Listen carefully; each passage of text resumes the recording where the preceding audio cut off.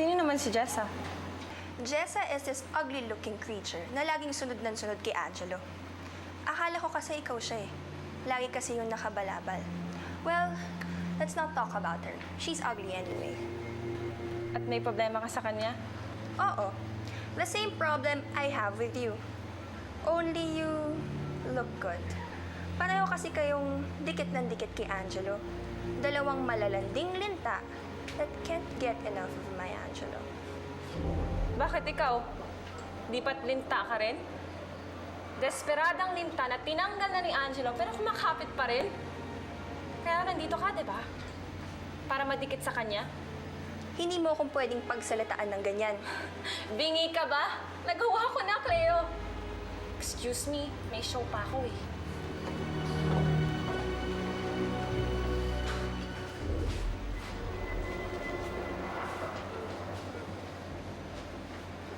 Leo? What are you doing here? Asan si Angelo? I need to talk to him. I was looking for you the night na nineject ka ni Jessica. And I found out na nandito ka. Alam mo, sana sinabi mo sa akin na pumunta ka dito para sinamahan kita. Eh, okay naman ako eh. Eh, bakit ka ba nandito?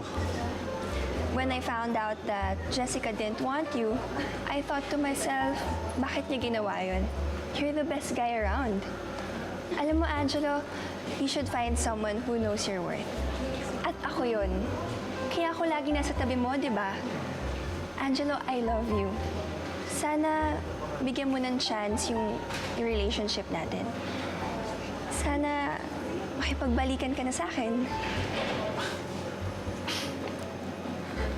I'm sorry, Cleo. I don't wanna hurt you.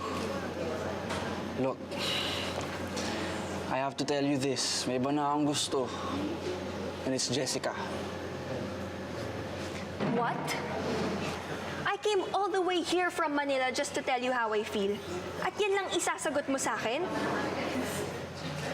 Angelo, ano bang ginawa ng babaeng yung sa'yo? Ginayuma ka ba niya?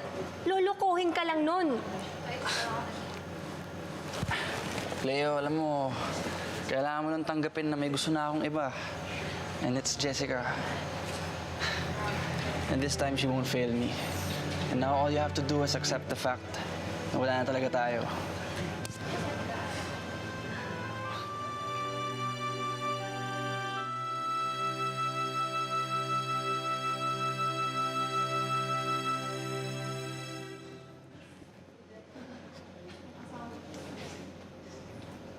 Hayop ka, Jessica. Ano ba talagang meron ka na wala ako? Hindi ako aalis dito hanggat hindi ako nakakaganti sa'yo.